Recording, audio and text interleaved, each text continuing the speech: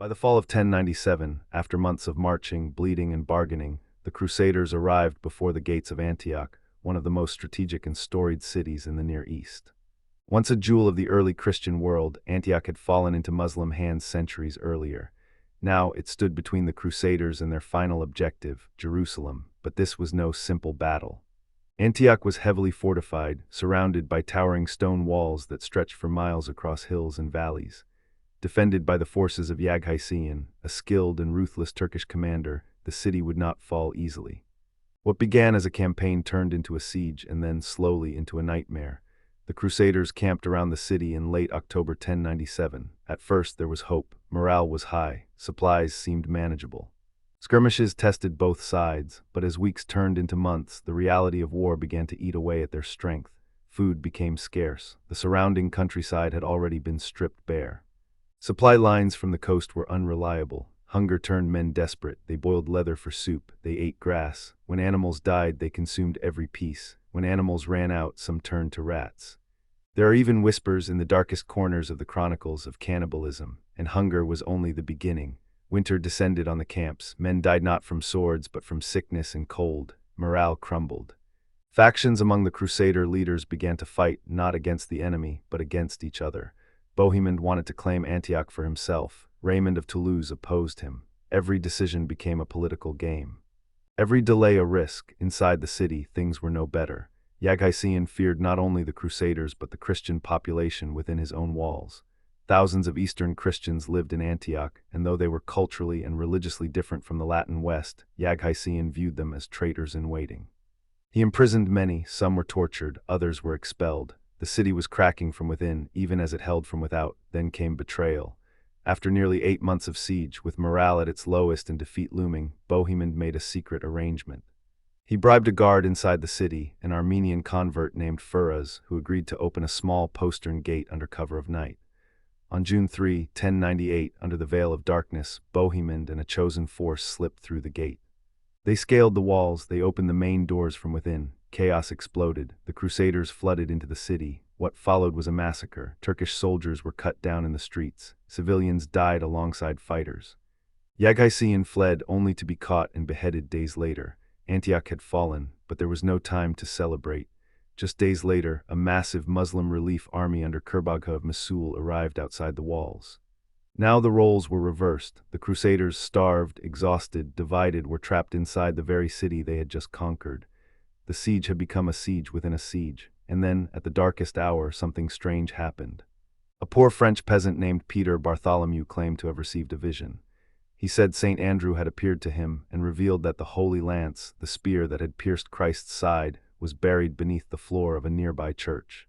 Whether it was divine inspiration or clever desperation, we may never know, but the Crusaders dug and they found something, a rusted piece of metal, declared instantly without question to be the lance. Faith surged. Or perhaps it was hunger masking as belief. The Crusaders, now believing they held a holy relic, marched out from the city and against all odds defeated Kurbagha's superior forces in open battle. It was hailed as a miracle. Proof that God was with them, but even as they buried their dead and raised their banners, one truth lingered. Antioch had nearly broken them, not because of the enemy, but because of each other, the hunger, the pride, the betrayal. The visions born of fever and fear, the road to Jerusalem would continue. But the siege of Antioch revealed the true cost of this so-called holy war. Not all enemies wore turbans, some wore crosses. The Crusaders had marched for over 3 years. They had crossed mountains, deserts, and empires. They had starved, bled, and fought among themselves. And now, at last, they stood before the city that had haunted their prayers and justified their sins. Jerusalem, in June of 1099, the First Crusade reached its final destination. The city shimmered in the desert sun, wrapped in stone walls and silence. For the Crusaders, it was more than a military objective. It was myth made real, the place where Christ had died, where he had risen, and where his glory would now be reclaimed by sword. But the walls of Jerusalem were strong. Defended by Fatimid forces from Egypt, the city was prepared for siege. The Crusaders had no siege towers, their numbers had dwindled, supplies were low, and the sun beat down on them like a curse. Still, they believed. They had come too far to stop now. They scoured the countryside for wood, tearing apart ships, trees, and ruins to build siege engines. They fasted. They held religious processions barefoot around the walls, praying for divine favor. Some wept, others sharpened their blades. Their leaders, including Godfrey of Bouillon, Raymond of Toulouse, and Tancred, prepared for one last push. On July 13, the assault began. Siege towers rolled toward the walls. Arrows flew like rain, boiling oil and rocks poured down from defenders above. The Crusaders fought with desperation, not discipline. 2 days passed, and then on July 15 they broke through. Godfrey's men reached the ramparts from the north. Tancred entered from the south. The gates fell, the wall crumbled, and then so did every restraint. What followed was not a battle, it was a massacre. The Crusaders, driven by rage, fatigue, and years of holy fire, slaughtered nearly everyone inside. Muslims, Jews, even Eastern Christians were not spared in the chaos. Blood flooded the streets. Chroniclers claimed that it reached the ankles of the horses, perhaps a metaphor, perhaps not. The Al-Aqsa Mosque became a killing ground. Those who had taken refuge there were butchered. The Jewish population of Jerusalem, who had lived in the city for centuries, were locked inside their synagogue. The building was set on fire. Women were not spared. Children were not spared. Mercy was not a language spoken that day. And yet, as the sun set on the city of peace, the Crusaders gathered at the Church of the Holy Sepulchre. They fell to their knees. They sang hymns. They wept. They gave thanks. They believed they had liberated Jerusalem. But what had they actually done? They had taken a city, yes, but not just from an army, from its people. They had killed in the name of the Prince of Peace. They had desecrated in the name of the Holy. They had transformed a sacred place into a charnel house. To the Crusaders it was victory. To history it was a question we still dare not answer. How do you reconcile faith with fire? How do you cleanse a city by drowning it in blood? Some chroniclers of the time celebrated it. Others hesitated. One simply wrote, "If you had been there, your feet would have been soaked in blood." The First Crusade had achieved its goal. Jerusalem was in Christian hands. But the price was something no army could carry, no priest could explain, and no prayer could wash clean. And in that silence, as the fires died down and the streets cooled, a new chapter began, not of salvation, but of occupation. Of revenge, of centuries of war to follow. The holy city was no longer waiting to be saved, it was asking. What have you done? The Crusaders had marched for God, or so they believed. But after the blood dried in the streets of Jerusalem, a new question began to form, not in prayer, but in politics. Now that the city was taken, now that the Holy Sepulchre stood in Christian hands, the question was no longer, what must we sacrifice for heaven? But rather, who gets what? Victory in the medieval world was never just about righteousness. It was about reward. And the First Crusade, though framed in the language of faith, ended the way most wars do, with maps, titles, and disputes over property. At the heart of this power shift stood Godfrey of Bouillon. A devout and capable leader, Godfrey had distinguished himself at Antioch and at the final assault on Jerusalem. After the fall of the city, he was offered the title King of Jerusalem. He refused, not out of humility, but out of theology. Godfrey claimed he would not wear a crown of gold in the city where Christ had worn a crown of thorns. Instead, he took the title Advocate of the Holy Sepulchre, a symbolic gesture, yes, but one that still granted him command of the city, its armies, and its future. Soon after, the Crusaders began carving up the rest of the territory. Bohemond of Taranto, ever ambitious, had already claimed Antioch for himself, despite his earlier oath to return all captured lands to the Byzantine Empire. He ignored that promise. The Byzantines protested. No one listened. Raymond of Toulouse, frustrated that he had not gained Jerusalem, took over Tripoli, further north along the Levanten coast.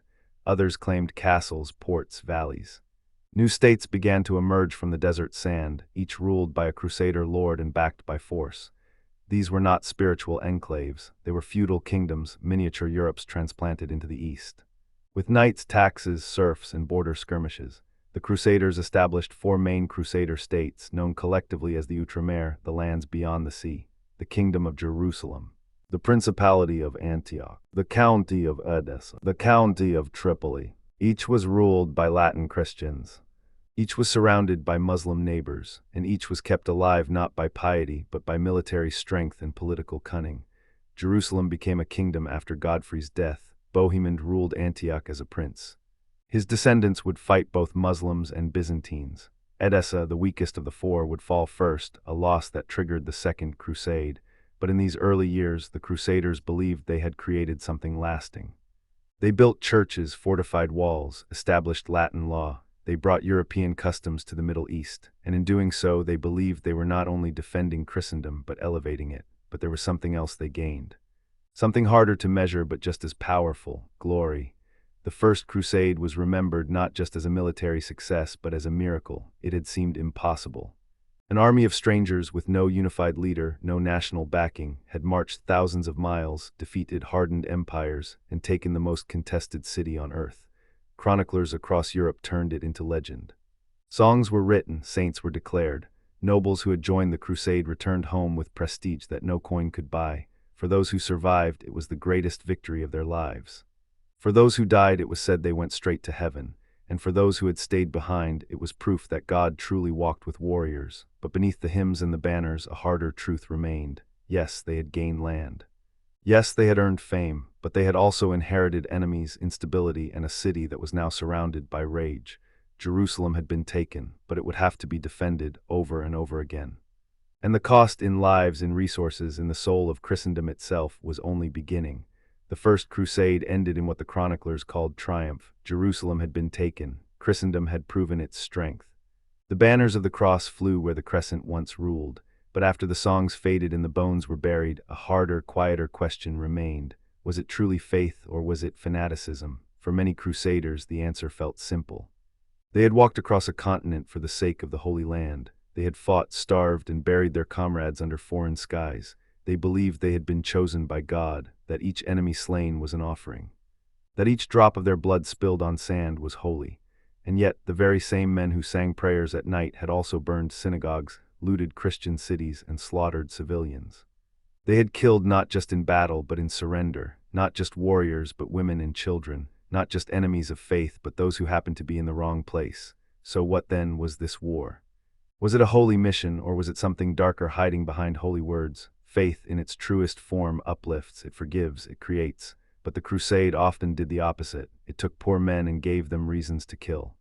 It took noble men and gave them reasons to conquer. It offered forgiveness not through mercy, but through violence. Even the church, the spiritual center of the movement, had blurred the line. When Pope Urban II promised the remission of sins for those who took the cross, he transformed warfare into a pathway to salvation. Suddenly, the sword became sacrament, blood became baptism. And in that shift, something fundamental changed. Faith was no longer a matter of heart. It became a tool of recruitment, of control, of political design. But faith and fanaticism are not opposites. They live side by side, often disguised in the same language. Fanaticism begins when belief refuses to question itself, when it drowns doubt in fire, when it demands obedience above understanding, when it claims God for one tribe and denies him to all others. And in that sense, the First Crusade became something dangerously close to fanaticism, not because every crusader was cruel, not because there was no courage or sacrifice or sincerity, but because the system they marched under, the theology that drove them, allowed no room for the other side to be human. To the Crusaders, Muslims were not just opponents. They were defilers, pagans, obstacles to salvation, and when that belief hardened into certainty, mercy vanished. The crusade did not begin as a genocide, but in Jerusalem it nearly became one, and still it was called holy. So we ask again, was it faith or was it fanaticism? Perhaps it was both. Perhaps the men who marched east truly believed they were serving God, and in that belief became blind to the destruction they caused. Perhaps they prayed sincerely, even as they swung their swords. Perhaps that is what makes the story of the Crusades so enduring and so disturbing, because it shows how easily the highest ideals can be twisted, how quickly love of God can be used to justify the hatred of man, and how history, if we are not careful, repeats itself, not in armor and horses, but in slogans, in dogmas, in the quiet certainty that we alone are righteous. It began not with the sound of swords, but with the echo of footsteps, thousands of them, winding through the valleys of France, across the fields of the Rhineland, down the rocky slopes of the Balkans, men and women, young and old, barefoot and armored, rich and starving, all moving in the same direction. East, they marched beneath the blazing sun and freezing rain, under the banners of the cross sewn onto their cloaks, burned into their shields, sometimes carved directly into their flesh. They sang hymns, they wept. They believed they were doing something holy, something eternal, something that would change the world. The First Crusade had begun. In their minds, this was no ordinary war. It was a pilgrimage with weapons, a journey of the soul dressed in steel. They were told that by marching to Jerusalem, by freeing the Holy Land from Muslim control, they would be saving Christendom and saving themselves. Every mile walked, every sword swung, every enemy slain was a step closer to eternal salvation. That's what they were told, but look closer, beyond the sermons, beyond the prayers, look into their faces. Some marched because they were devout, some because they were desperate, some because they wanted to escape their debts or their crimes or the cold stone walls of their feudal prisons. Others came for glory, for land, for gold, and some simply came because the world they lived in, Western Europe in the late 11th century, offered them nothing else. This was a time of chaos. The Roman Empire was long gone. The church was divided, nobles fought endless private wars, while peasants struggled to survive failed harvests and cruel winters. Across the continent, violence had become ordinary, even sacred, and the idea that killing in the name of God could be holy wasn't so hard to believe. So when Pope Urban II stood at the Council of Clermont in 1095 and cried out, Deus vult, God wills it, they listened, not just with their ears, with their broken bodies, with their hungry hearts. Here finally was a war that wasn't about a king or a border or a quarrel between lords. It was about God, or at least it claimed to be. But was it really? As the Crusaders set out across Europe and into foreign lands, one question followed every step. Were they marching for heaven, or for themselves? That question still haunts the story of the First Crusade, and in the blood, the faith, the ambition, and the silence of those who walked east. The answer may lie somewhere between the altar and the blade. It happened in November of the year 1095 in a small French town called Clermont. The air was cold. The political tension was colder. On the surface, it was a church council like many others. Bishops, abbots, nobles gathered to discuss reform, church authority, clerical discipline. But behind the robes and rituals, something was building, something far bigger than theology. Pope Urban II stood before the crowd, tall, authoritative, speaking not in Latin to a room of elites, but in the common tongue to an open-air gathering of knights, clergy, and commoners. His voice rose not like a scholar, but like a general. His message would change history. He spoke of Christians in the east, of the Byzantine Empire, once proud, now weakened, threatened by Muslim forces, specifically the Seljuk Turks. He described churches desecrated, monks enslaved, pilgrims slaughtered. He painted a vision of horror, of sacred lands defiled, of a holy sepulchre, the very tomb of Christ, in the hands of the infidels. But it wasn't just a warning. It was a call. Urban declared that every able Christian man must take up arms, march eastward, and liberate Jerusalem. This was not simply war, it was penance, a path to eternal salvation. He promised that those who joined the cause would receive full forgiveness of their sins, their souls would be cleansed, their place in heaven secured. And then he said the words that echoed across Europe like a spark through dry wheat. Deus vult.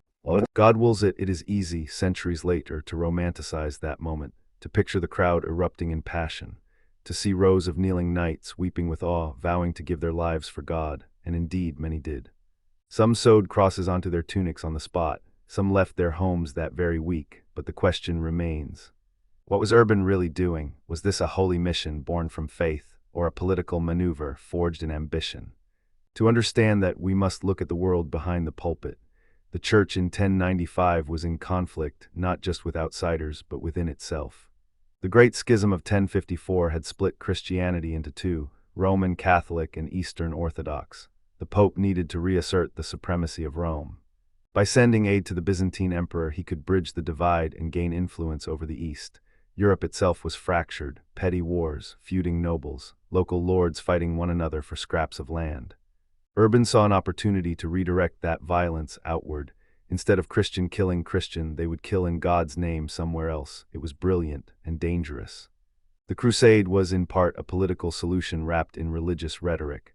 Urban offered a unifying vision, a purpose that cut through class and country. He gave the disinherited sons of nobles a reason to fight.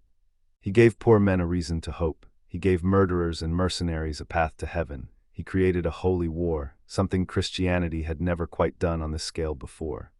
And once that idea took hold, that violence could be sacred, it would be almost impossible to undo.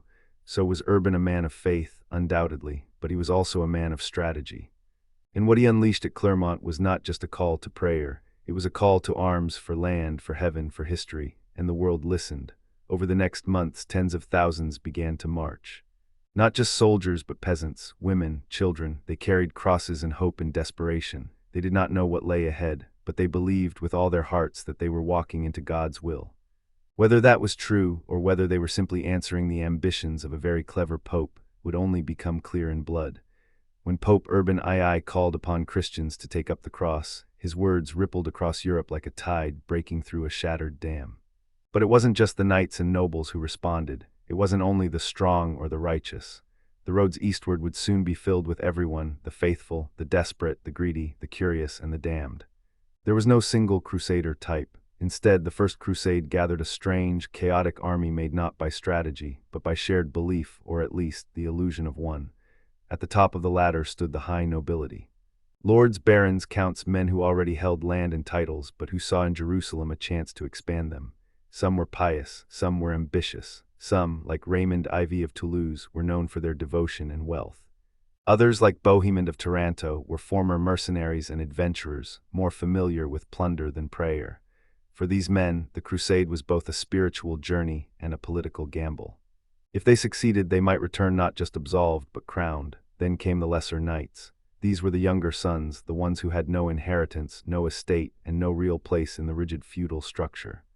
In a world where land meant power, the firstborn took everything, and the rest were left to survive however they could. For them, the crusade was a ladder, a chance to carve out something of their own, to win land by blood since birth had denied it.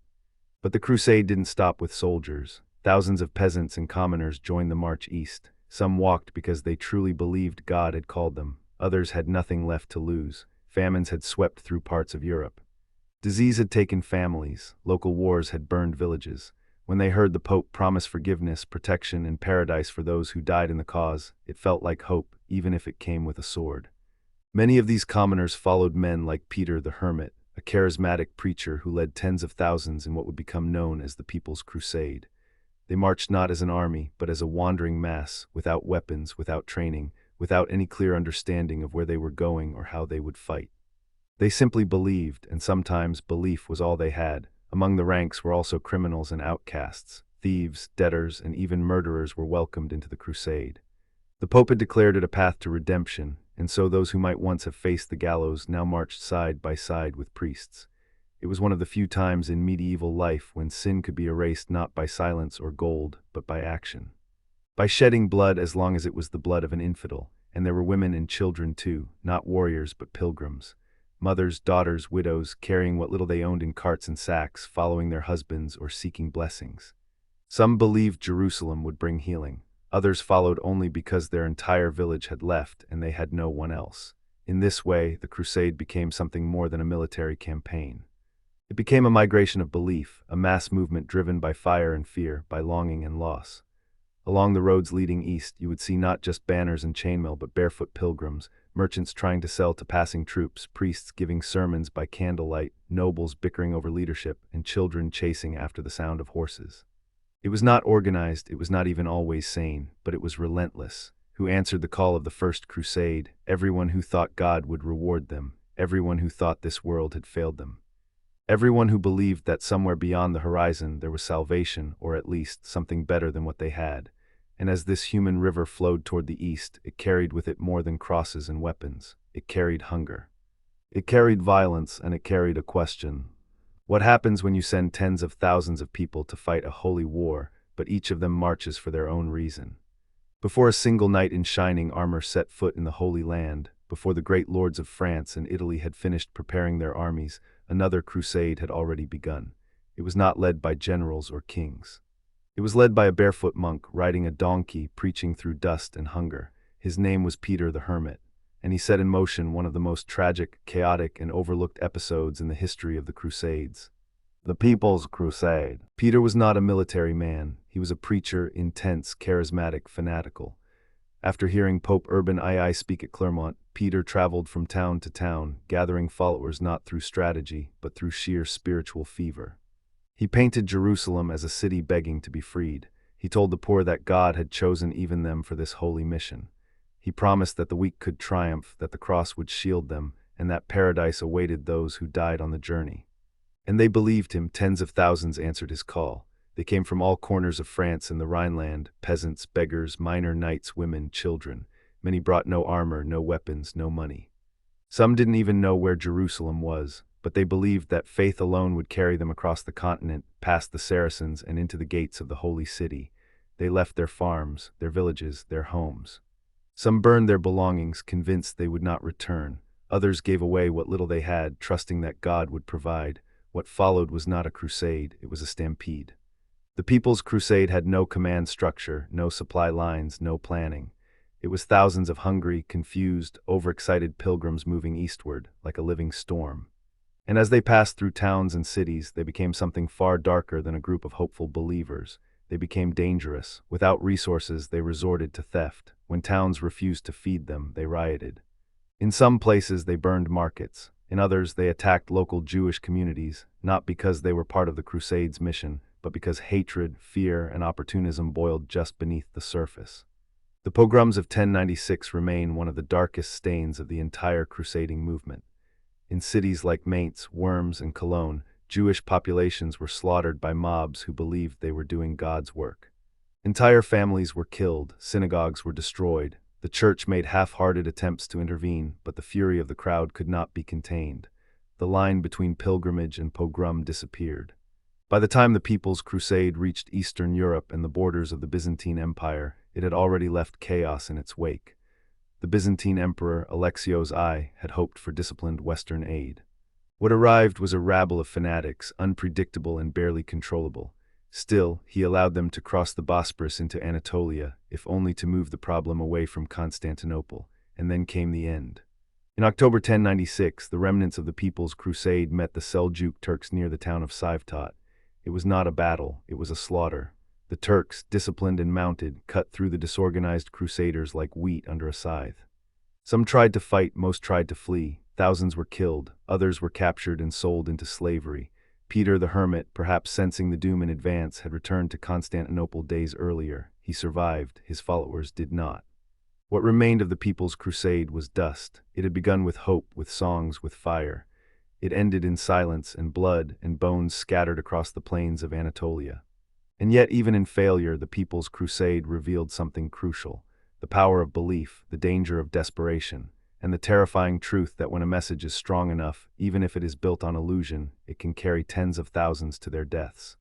This was only the beginning. The official First Crusade, the one with nobles, strategy, and armies, had not even begun, but the roads were already soaked in blood.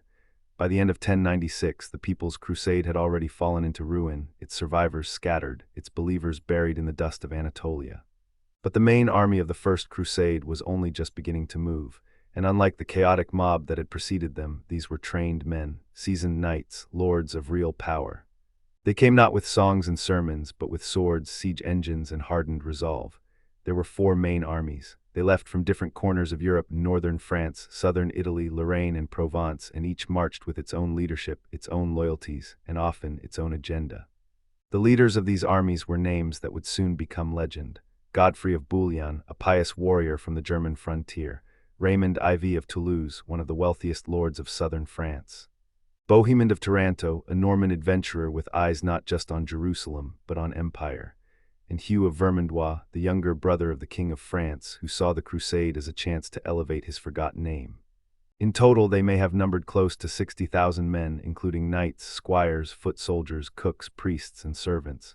And they were far more organized than the People's Crusade, but organization did not mean purity.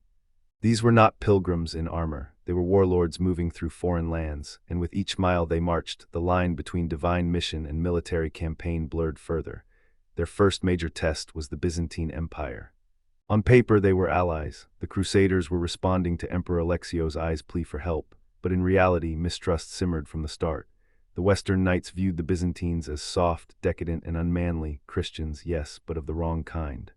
The Byzantines, in turn, saw the Westerners as crude, violent, and uncontrollable, more like invaders than saviors. That tension flared almost immediately. Some Crusader contingents plundered Byzantine villages on their way to Constantinople. Others refused to follow orders. Bohemond, especially, made no secret of his ambition to carve out territory in the east, and the Byzantines knew it. Emperor Alexios was forced to extract oaths of loyalty from the Crusade leaders before ferrying them across the Bosporus. Even then, he doubted whether they would keep their word, but the Byzantines were not the only ones to suffer along the road. As the Crusader armies moved through the Balkans, Asia Minor, and the Levant, towns and cities in their path became victims of both necessity and opportunity. Food was scarce, supply lines were thin. When locals, even fellow Christians, refused to offer aid, Crusaders took what they needed by force. Cattle were stolen, villages burned. Entire regions were stripped of resources in the name of survival, or worse, in the name of God. In some cases, non-Latin Christians, Armenians, Syriacs, Greeks were treated with suspicion or outright contempt. Their rites were different, their churches unfamiliar, and to many of the Western knights, difference was indistinguishable from heresy. To be clear, not every crusader participated in this violence. Some were genuinely devout. Others tried to maintain discipline, but the system itself, decentralized, fragmented, driven by personal glory, made cruelty almost inevitable. With no unified command, each army acted as it pleased. Some leaders cooperated with locals, others saw them as obstacles, and then came the enemy. The Seljuk Turks controlled much of Anatolia at the time. They were skilled horsemen, fierce in battle, and deeply aware of the terrain. The Crusaders, though armored and numerous, were vulnerable to ambush, hunger, and heat. Many died long before seeing a single Saracen on the battlefield. Diseases spread in the camps, horses perished, morale withered. But even in hardship, the momentum never fully broke. Every defeat was framed as a trial sent by God, every loss a test of faith, and when victories came, as they would eventually, they were taken not just as strategy, but as divine approval. Still, the journey to Jerusalem had already revealed something unsettling. This was not a clean war between good and evil. It was not a neat march of light against darkness. It was messy, bloody, political, human. The road to the holy city was paved with the broken promises of allies, the burning homes of civilians, and the blurred line between pilgrimage and conquest. And Jerusalem, the city that had become a symbol of salvation, was still hundreds of miles away.